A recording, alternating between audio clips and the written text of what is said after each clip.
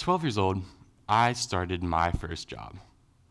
I'd entered the workforce as the middle school candy dealer. Not exactly what you consider a usual job. See, this idea came to me at the cafeteria table during lunchtime. Me and a couple friends were brainstorming some ways for us to make money because I wanted a PlayStation. I soon came to realize that there was a demand among my fellow middle schoolers for snacks. And from there, I got the idea to sell candy. To start out, I would want a variety of king-size candy bars. Sodas and soft drinks would come next, and then maybe even baked goods like cookies or brownies to maximize profits. The only problem to all of this was, as a 12-year-old, I didn't have any money. And I didn't have any knowledge of how to start a business. And I didn't have any inventory. Luckily enough, one of my friends comes up to me and offers me his bag of Jolly Ranchers. And I'm super excited because this was free inventory.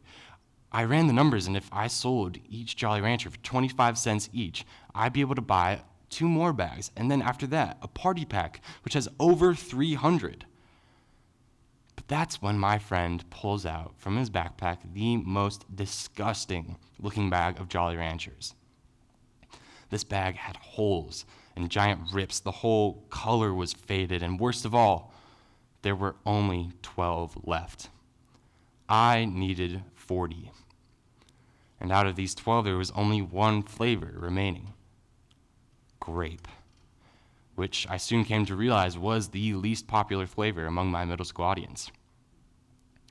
And as you can imagine, I was pretty upset. This was not how I was supposed to start my candy empire, my candy business. And to be honest, I contemplated quitting. But something about it made me want to start. So I just did. And to my surprise, I sold the 12 Jolly Ranchers in about 30 minutes, giving me just enough money to buy a whole new bag. I started to realize that Jolly Ranchers were actually the perfect product for my market. If I was able to sell candy at low prices to middle schoolers who don't have very much money by themselves, I would be able to make more money and reach a broader target audience. So, after selling the bag, I walked down the road to the convenience store, picked out another bag of Jolly Ranchers, and slammed $3 worth of pennies, nickels, dimes, and quarters onto the counter. And that's how my operation started. I repeated this process until I was selling 3 bags of candy a day. I'd expanded my operations to more than just Jolly Ranchers, to Cosmic Brownies, Airheads, and Starburst. I did market research and sourced the internet for the best bulk candy deals. I hired people to sell candy for me when I wasn't there. I even started to grow a distribution ring where people would buy full-size bags of candy from me and then go out to sell by themselves independently. As my candy business grew, so did its notoriety. And after about a year of candy selling, my principal calls me into his office. He had found out about my whole candy operation and told me I needed to stop. And to be fair, it wasn't safe or legal to sell consumable goods in the way that I was doing, so I decided to stop. Selling candy still taught me crucial lessons about how to run a business: sales, marketing, bundling, and, unfortunately, regulation. More importantly, it gave me a drive to do something more than just sell candy. I wanted to become an official entrepreneur and start a business the right way. 2 years later, and that drive became a reality for me, with my next step into the business world with an ice cream bike. I figured that ice cream and candy weren't that different. I saw the gap in the market and I decided to take it. Now, going into my first official business venture, I needed everything to be perfect. So once again, I started dreaming. I would have a solar-powered bike and an umbrella with a chalkboard. I would get my name and company logo signed all over the bike. I would start a website and make it all fancy, but to tell the truth, that's not how it started. After about a year,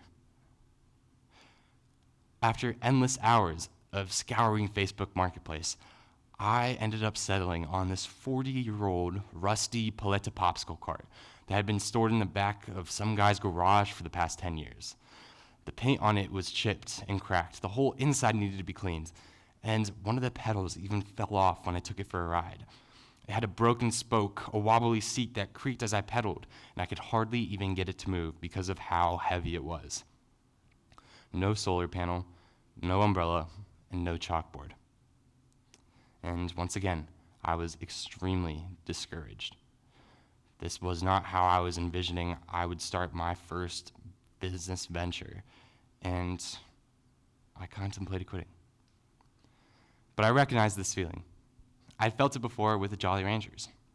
I looked back on my expectations of that situation were far greater than the reality of what I ended up starting with. But I still made it work. Why should now be any different? So I moved past it. I cleaned out the bike, put the pedal back together, found an ice cream supplier, and booked my health inspection. But I was still worried if this was even going to work. I still hadn't gotten a bell or an umbrella or anything to make it look professional. I was discouraged and, to be honest, a little embarrassed.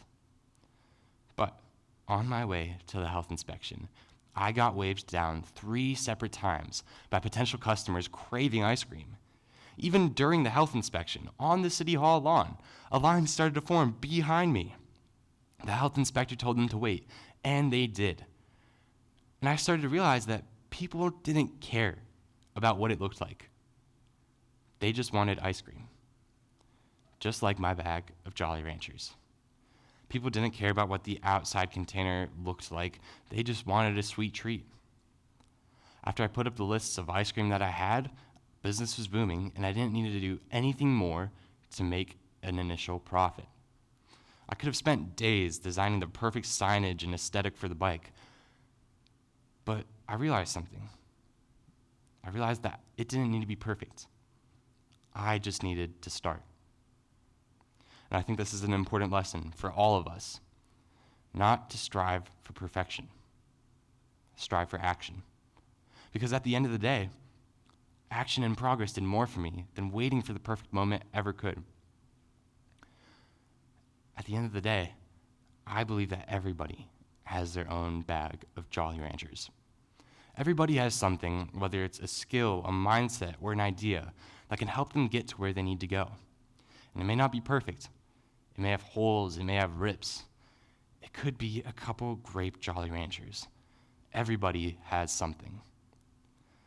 The most important thing is that we curate this thing and don't let it go to waste, because overthinking can derail progress and success.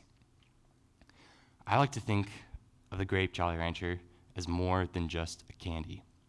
I like to think of it as a mindset. When people overlook you because your idea seems too small or insignificant, just remember, they're only seeing the grape Jolly Rancher. Oftentimes, people don't see the bigger picture. Most ideas don't actually fail. They just never get started. And sadly, in our world, ideas have a tendency of getting dismissed. Most of all, ideas from young people. So, my message to all the young people listening: don't dismiss your own ideas too early. Stop waiting. You don't need to have it all figured out. And even to the adults, stop waiting for the right moment to try and do something. Stop waiting for the perfect moment to do something new. And to everyone, stop waiting for perfection. Thank you.